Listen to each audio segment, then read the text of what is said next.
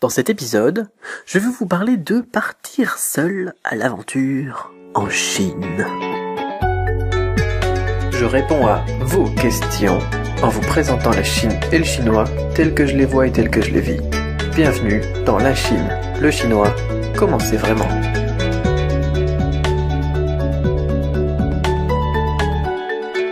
Bonjour, c'est Cédric Beau, auteur de la méthode Cramp, et bienvenue dans l'épisode 77 de la Chine, le chinois, comment c'est vraiment, hashtag LCLCCV, c'est une intro, voilà, super l'intro. Alors, question sur... D'abord, je vais revenir sur un petit message que je viens de recevoir qui me dit « Salut Cédric, il reste de la place dans la méthode Cramp, même pas une petite place ?» Oui, il reste de la place pour la méthode Cramp, les inscriptions sont ouvertes pour la nouvelle méthode Cramp. L'ancienne méthode Cramp, elle va commencer à disparaître petit à petit, donc... inscris-toi sur la nouvelle méthode Cramp et bienvenue à toi, on se retrouve très vite du coup pour les premiers exercices. Question maintenant de Quentin Varès. Quentin qui est membre de la méthode Cramp. Bonjour, c'est Quentin, membre de la méthode Cramp. Je t'ai déjà posé des questions concernant un voyage en Chine d'1 mois que je prévois dans 1 an. J'ai une autre question à ce sujet.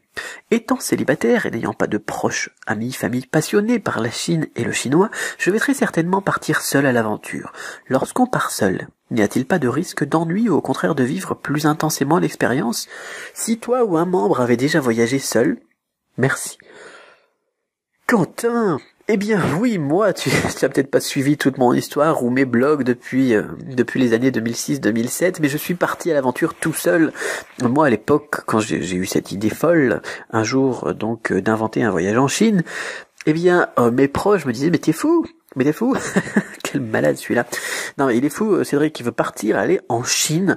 Il y va comme ça, sans attache. Je suis parti juste avec des numéros de téléphone de Français à Shanghai, au cas où j'étais en train de mourir un jour, comme ça, plus tard en arrivant en Chine.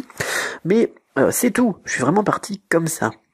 J'ai organisé moi-même mon voyage, je me suis inscrit moi-même dans une université. J'avais eu le conseil bien évidemment de l'université par quelqu'un qui était déjà allé, donc j'étais un peu plus confiant de ce côté-là. Mais pour tout ce qui a été partie, donc inscription, voyage, arrivée, installation et tout ça, eh bien j'ai tout fait moi-même. Alors tu dis, n'y a-t-il pas de risque d'ennui?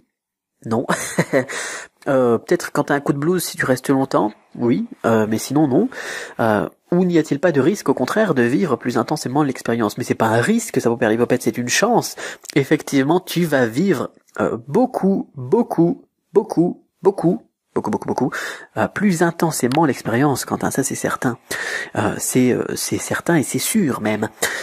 Parce que effectivement, quand on est soi-même tout seul comme ça, à se débrouiller dans toutes les situations, même les plus bêtes de la vie de tous les jours, et qu'on a, bon en plus toi tu parles chinois déjà maintenant avec la méthode Cramp, mais moi je connaissais rien du tout et je peux te dire que c'était parfois cocasse d'être par exemple trinque-ballé en taxi,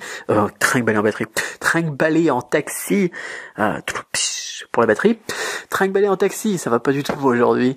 Donc dans tout Shanghai, à la recherche d'une adresse que j'arrivais pas à prononcer et que le chauffeur n'arrivait pas à lire parce qu'il avait pas mis ses lunettes et on se trouvait donc complètement perdu, sans savoir où on allait, à descendre du taxi pour demander à quelqu'un de nous lire le truc. D'ailleurs ça c'est pas très rassurant pour le taxi à Shanghai, mais bon. Et on était mort de rire alors que le compteur continuait à tourner. C'était une expérience marrante, ouais, c'était une expérience voilà, c'est super intense quoi, juste le petite course en taxi toute bête, le fait de pas avoir été accompagné par quelqu'un que je connais pour partager ce moment difficile, ou bien alors par quelqu'un que je connais qui parlerait chinois d'ailleurs et puis qui m'aurait vraiment empêché de vivre ce moment qui m'a tellement marqué. C'est vraiment quelque chose quoi. C'est quelque chose quoi. Effectivement, ça a été super intense comme expérience, et même voilà, tout découvrir tout seul, comme je le raconte souvent aussi, mais le fait avec le décalage horaire, à 4h du matin, j'étais debout, il faisait déjà un grand soleil à Shanghai, en été 2006, et puis je commence à sortir comme ça de l'hôtel, je vais au bout de la rue, et puis je traverse le feu est vert, je traverse le passage piéton, et paf, il y a un bus qui a failli m'écraser et me rentrer dedans. Et je savais pas qu'effectivement le bus il avait le droit de tourner donc sur la droite même quand le feu était rouge, et même si le feu était vert pour les piétons. Et je savais pas non plus qu'il valait mieux à Shanghai traverser en troupeau pour éviter donc de finir écrasé. Vraiment plein de trucs comme ça qui ont rendu l'expérience vraiment fantastique. Bon alors bien évidemment j'aurais pu me faire écraser, mais voilà, c'est effectivement génial, c'est quelque chose que je recommanderais à n'importe qui. Il y a personne qui le fait d'ailleurs, enfin quasiment personne qui le fait, l'idée de se prendre un sac à dos et puis d'y aller comme ça sans rien connaître, quoi, et même sans avoir de plan fixe. C'est tout simplement une expérience géniale. Et dès que je vais quelque part, généralement, eh bien, je ne prévois rien. Je regarde même très rarement maintenant les guides du routard, Lonely Planet et tout ça.